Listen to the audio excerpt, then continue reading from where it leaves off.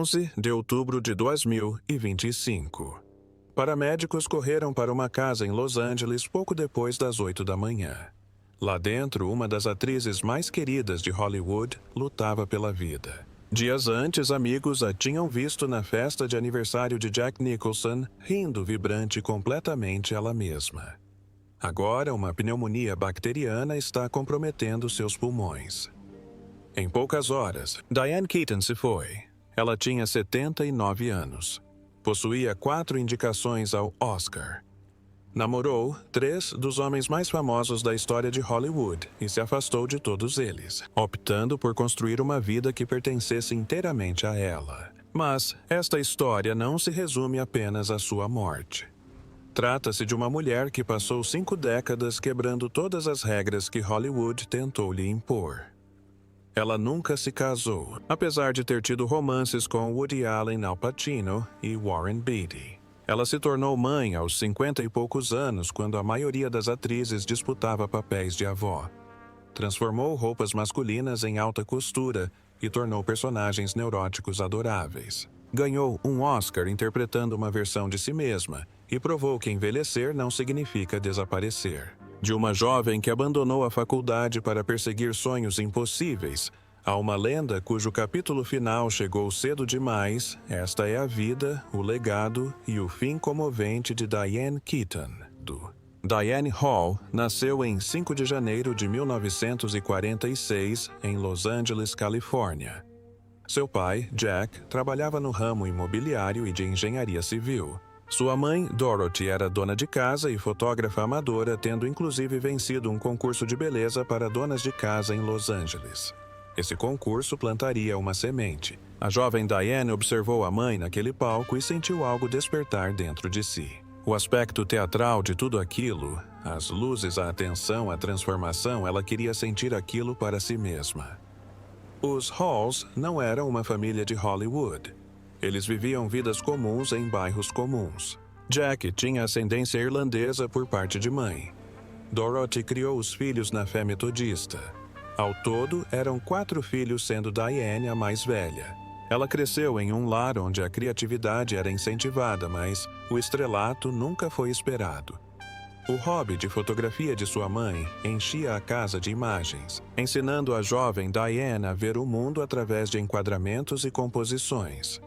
Foi uma lição precoce de narrativa visual que lhe seria muito útil décadas depois. Mas Diane não era uma pessoa comum.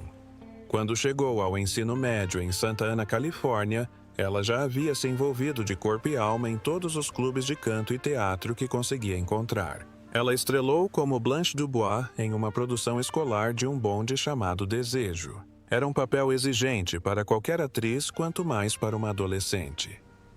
Tennessee Williams escreveu Blanche como uma mulher em crise, agarrando-se a ilusões porque a realidade se tornara insuportável. Interpretá-la exigia uma vulnerabilidade emocional que a maioria dos estudantes do ensino médio não conseguia alcançar. Mas algo em interpretar mulheres complexas e fragilizadas parecia natural para Diane. Ela compreendia Blanche de maneiras que não conseguia explicar. Após se formar em 1963, matriculou-se no Santa Ana College e, posteriormente, no Orange Coast College para estudar atuação. Mas a sala de aula não era suficiente para conter suas ambições. Os professores ensinavam técnica e teoria. Diane queria palcos e plateias. Depois de apenas um ano, ela tomou uma decisão que apavorou sua família. Ela abandonou os estudos, fez as malas. Mudou-se para Nova York para se tornar atriz. A cidade não a recebeu de braços abertos. Ela era apenas mais uma garota com um sonho em uma cidade cheia deles. Manhattan, em meados da década de 1960, fervilhava de artistas aspirantes, todos competindo pelas mesmas poucas vagas. Ela se matriculou no teatro do bairro para estudar sua arte. O dinheiro era curto. Para pagar as contas, ela fazia bicos como cantora de boate, se apresentando em lugares pequenos onde ninguém a conhecia. Ela revisitaria essa experiência na boate ao longo de sua carreira, incorporando elementos dela em papéis em Annie Hall e outros filmes. Mas havia um problema com seu nome verdadeiro. Quando tentou se registrar no sindicato dos atores Actors Equity, descobriu que outra Diane Hall já o havia registrado. Então, ela adotou o sobrenome de solteira da mãe. Diane Hall tornou-se Diane Keaton. A transformação estava completa. As rejeições se acumularam. Audição após audição terminou em silêncio.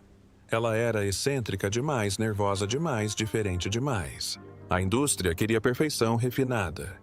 Diane Keaton era tudo menos isso.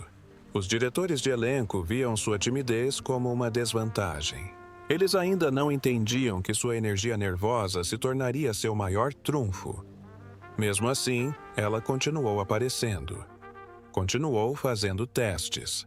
Ela continuava acreditando que em algum lugar, de alguma forma, havia um lugar para alguém como ela. Então, surgiu uma audição para um novo e estranho musical da Broadway. Era sobre hippies. Tinha cenas de nudez, chamava-se Hair, e estava prestes a mudar tudo. Mas Hair era apenas o começo. Os contatos que ela faria em Nova York a levariam a oportunidades que jamais imaginara. Um gênio da comédia estava prestes a descobri-la. Um diretor lendário estava prestes a escalá-la para um dos maiores filmes já feitos. E um único papel a transformaria em um ícone da moda da noite para o dia. Nada disso aconteceu por acaso. Tudo isso aconteceu porque ela se recusou a desistir. Hair estreou na Broadway em 1968. Diane Keaton fazia parte do elenco. Um rosto entre muitos em uma produção que chocou e encantou o público com sua celebração da contracultura. Não era um papel principal, mas era um começo. Ela agora era uma atriz profissional. Ela pertencia àquele lugar. O ano seguinte trouxe algo ainda mais significativo. Woody Allen estava escalando o elenco de sua nova peça de comédia, Play It Again, Sam. Ele precisava de uma protagonista romântica. Diane fez o teste.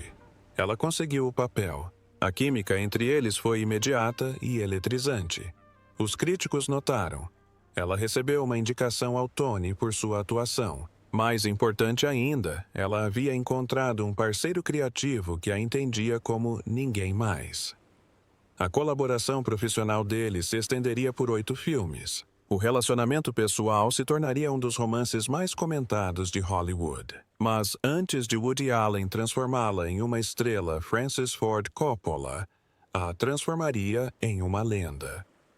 Em 1972, Coppola estava escalando o elenco de O Poderoso Chefão. Diane apareceu para a audição sem nunca ter lido o romance. Ela não fazia ideia para qual papel estava fazendo o teste. Estava lá ao lado de dezenas de outras mulheres completamente despreparada, na esperança de que alguém lhe desse uma chance. Acabaram escolhendo-a para o papel de Kay Adams, a mulher que se tornaria a esposa de Michael Corleone. É aqui que a história se torna extraordinária. Diane Keaton foi escalada antes de Al Pacino garantir o papel. Os executivos do estúdio não queriam Pacino para o papel de Michael. Eles achavam que ele não era adequado para o papel. Diane já estava confirmada quando chamaram Pacino para mais um teste. Ela ficou lá assistindo enquanto ele se apresentava. O estúdio finalmente cedeu. Deram-lhe o papel que definiria sua carreira. O Poderoso Chefão tornou-se um dos maiores filmes já feitos. Diane Keaton trouxe uma dignidade serena a Kay Adams, uma mulher que vê o homem que ama se transformar em um monstro. Ela era a forasteira observando, a bússola moral em um mundo que havia abandonado completamente a moralidade. Era um papel que exigia sutileza. Qualquer pessoa poderia interpretar uma vítima. Diane interpretou algo mais complexo. Ela interpretou uma mulher que escolheu ignorar o mal porque encará-lo destruiria tudo em que acreditava sobre o homem com quem se casou. Ela retornou para a sequência em 1974 e, posteriormente, para o terceiro filme em 1990. A cada vez, ela encontrava novas camadas de sofrimento em uma personagem presa por forças que ela jamais poderia controlar. Os filmes do Poderoso Chefão a tornaram famosa, mas não a transformaram em um ícone. Essa transformação exigiu algo mais pessoal. algo que diluísse a linha entre atriz e personagem, até que ninguém conseguisse distinguir onde uma terminava e a outra começava. Mas foi Annie Hall, em 1977, que consolidou seu lugar na história do cinema. Woody Allen não apenas a escalou para o filme, como o escreveu para ela. Ele construiu a personagem em torno de seus maneirismos, sua maneira de falar, suas peculiaridades. Ele até usou seu nome de batismo para a personagem. Annie Hall era Diane Keaton, e Diane Keaton era Annie Hall. A linha que separava a atriz do papel se dissolveu completamente. O filme ganhou 4 Oscars, incluindo o de melhor filme. Diane Keaton levou para casa o Oscar de melhor atriz. Da noite para o dia, ela se tornou mais do que uma estrela, tornou-se um fenômeno cultural. Mulheres do mundo todo começaram a copiar seu estilo. Camisas masculinas, oversized, coletes e gravatas, chapéus coco e calças caqui. As revistas de moda a declararam um ícone de estilo. Ela não seguia tendências, ela as criava. O que o público via na tela não era atuação, era autenticidade. E os americanos não se cansavam disso. O romance entre Diane e Woody Allen acabou, assim como sua era de colaboração constante. Mas algo extraordinário aconteceu depois. A maioria dos romances em Hollywood deixa um rastro de destruição. Os ex-casais se evitam projetos, fracassam amizades, se desfazem. Diane Keaton e Woody Allen permaneceram próximos. Continuaram a apoiar o trabalho um do outro. A parceria criativa entre eles transformou-se em algo mais duradouro do que um romance. Havia se tornado uma relação de respeito mútuo, e Diane estava apenas começando. Os papéis que definiriam as próximas 3 décadas de sua carreira estavam à sua espera. Papéis que provariam que ela era muito mais do que a musa de Woody Allen. Papéis que a transformariam na estrela de cinema favorita da América. O sucesso trouxe oportunidades, mas também atenção indesejada. A imprensa queria saber sobre sua vida amorosa. Os nomes associados a ela formam uma lista digna do Hall da fama de Hollywood. Woody Allen, Al Pacino, Warren Beatty. 3 dos homens mais famosos da indústria. 3 relacionamentos que cativaram os tabloides. Cada romance foi intenso. Cada um deles chegou ao fim. E após cada término, Diane Keaton fez uma escolha que deixou os observadores perplexos. Ela não se casou com nenhum deles. Ela não se casou com ninguém. Em uma indústria obcecada por casais poderosos e finais de conto de fadas, Diane Keaton permaneceu solteira. Os entrevistadores a questionavam constantemente sobre isso. Por que não se casar? O que ela estava esperando? Ela tinha uma resposta, embora frustrasse aqueles que queriam drama. Ela simplesmente não queria fazer esses sacrifícios. Os compromissos que o casamento exigia não a atraíam. Ela valorizava demais sua independência. Construiu uma vida segundo seus próprios termos e não via motivo para mudar. Sua carreira continuou a prosperar nas décadas seguintes. A década de 1980 trouxe o filme Reds, que lhe rendeu mais uma indicação ao Oscar. Ela interpretou a jornalista Louise Bryant ao lado de Warren Beatty, que viveu John Reed, trazendo complexidade emocional a uma figura histórica real. O filme provou que ela podia conduzir dramas de prestígio com a mesma facilidade com que interpretava comédias românticas. Em seguida, vieram os papéis que a apresentariam a gerações completamente novas.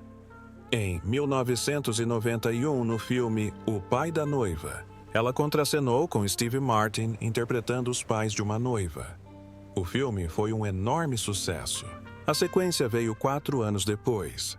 De repente, Diane Keaton se tornou a mãe favorita do cinema americano. Ela trouxe ternura e sagacidade a um papel que poderia ter sido esquecível nas mãos de uma atriz menos talentosa. Em 1996, o filme O Clube das Desquitadas a reuniu com Bette Midler e Goldie Hawn.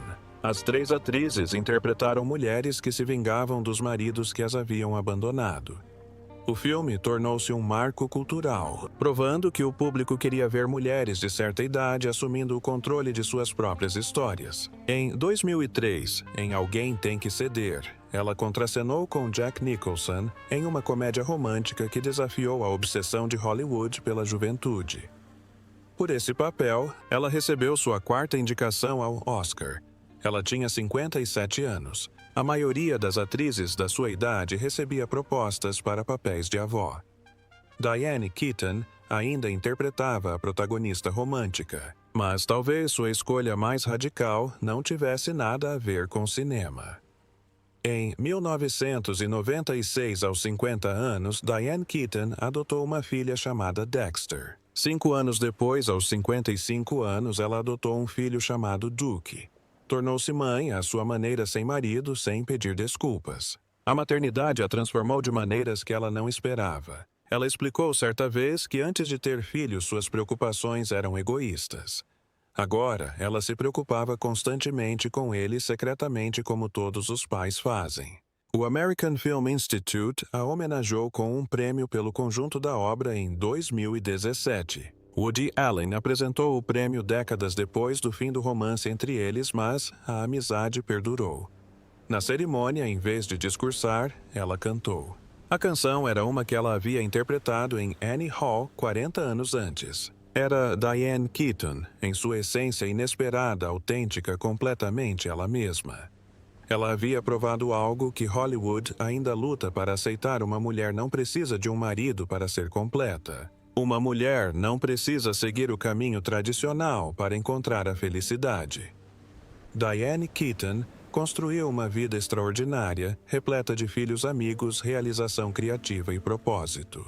Ela fez tudo isso do seu jeito, mas o que a tornava verdadeiramente especial ia além de suas escolhas de carreira ou decisões pessoais.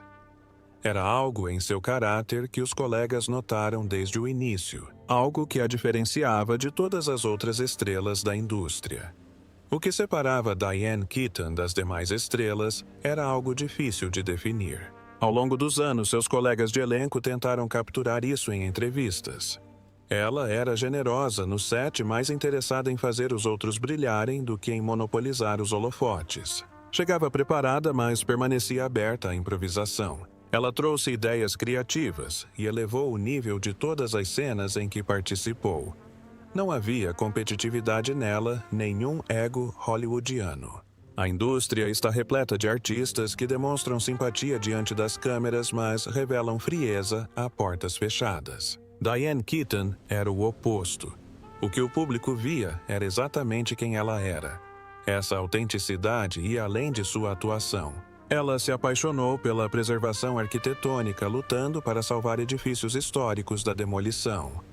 Escreveu memórias que ofereciam uma visão sobre seu processo criativo e sua jornada pessoal. Sua gravação em audiolivro da obra de Joan Didion recebeu indicações e aclamação, provando que seus talentos iam muito além das telas. Seu estilo permaneceu icônico até os 70 anos. Revistas de moda continuaram a destacá-la. Mulheres jovens continuaram a copiar os looks que ela havia criado décadas antes. Ela provou que envelhecer não significa se tornar invisível ou irrelevante.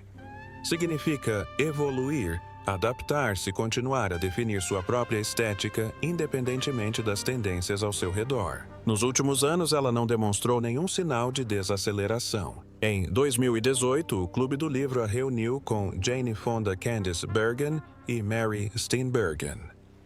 A sequência do livro veio em seguida. Ela apareceu no videoclipe de Ghost, de Justin Bieber, em 2021, provando que ainda podia surpreender o público e transcender gerações. Seu último papel no cinema foi em Summer Camp, em 2024, ao lado de Kathy Bates e Alfre Woodard. Ela tinha 78 anos e ainda estava trabalhando. Quando os entrevistadores perguntaram sobre seu legado, ela desconversou. Ela alegou que não pensou nisso. O trabalho estava feito. Hora de seguir em frente. Ela não acreditava que haveria um legado digno de nota. Foi uma declaração notável de uma mulher que remodelou o cinema americano. 4 indicações ao Oscar, uma vitória. Inúmeras performances icônicas, uma revolução na moda que ainda influencia estilistas hoje.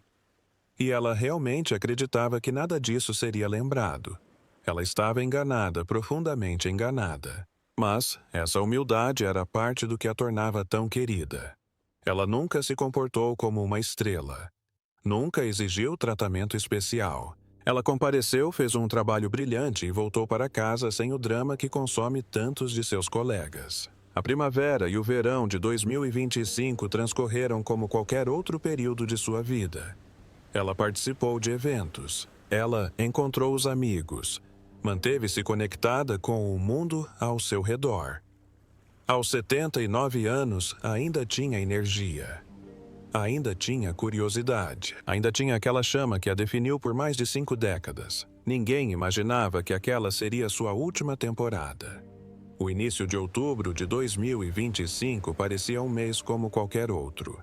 Amigos viram Diane Keaton na festa de aniversário de Jack Nicholson. Ela estava rindo, presente e cheia de vida. Nada indicava o que estava por vir. Então, sua saúde piorou. Aconteceu tudo muito rápido de repente. Nem mesmo seus amigos mais próximos sabiam da gravidade de sua doença. Sua família optou por manter seu estado em segredo, cercando-a de amor em seus últimos dias. Na manhã de 11 de outubro de 2025, por volta das 8 horas, paramédicos receberam um chamado de sua casa em Los Angeles.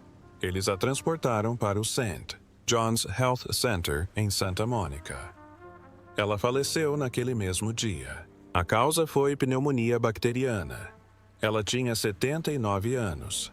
Não foi realizada autópsia. Aparentemente, a morte foi por causas naturais. Seu corpo foi cremado. A família divulgou um comunicado pedindo privacidade e expressando gratidão pela demonstração de carinho dos fãs ao redor do mundo. As homenagens chegaram como uma avalanche. Jane Fonda escreveu que Diane sempre fora uma faísca de vida e luz, alguém que ria constantemente de suas próprias peculiaridades e permanecia ilimitadamente criativa em tudo o que fazia.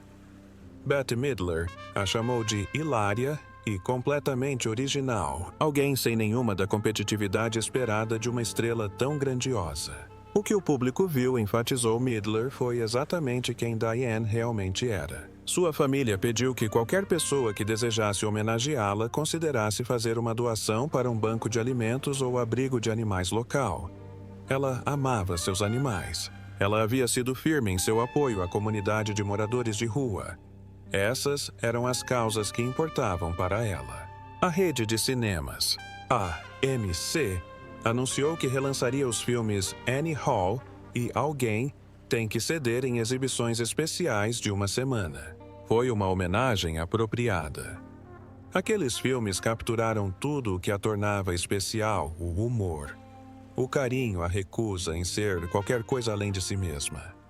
Diretores que trabalharam com ela compartilharam lembranças de uma profissional que chegava preparada, mas permanecia espontânea. Alguém que trazia ideias para cada cena e elevava o nível de todos ao seu redor. Atores que contracenaram com ela se lembravam de sua gentileza, de sua disposição em deixar os outros brilharem, de sua completa ausência de ego em uma indústria afogada nele. A notícia foi particularmente impactante porque veio sem aviso prévio.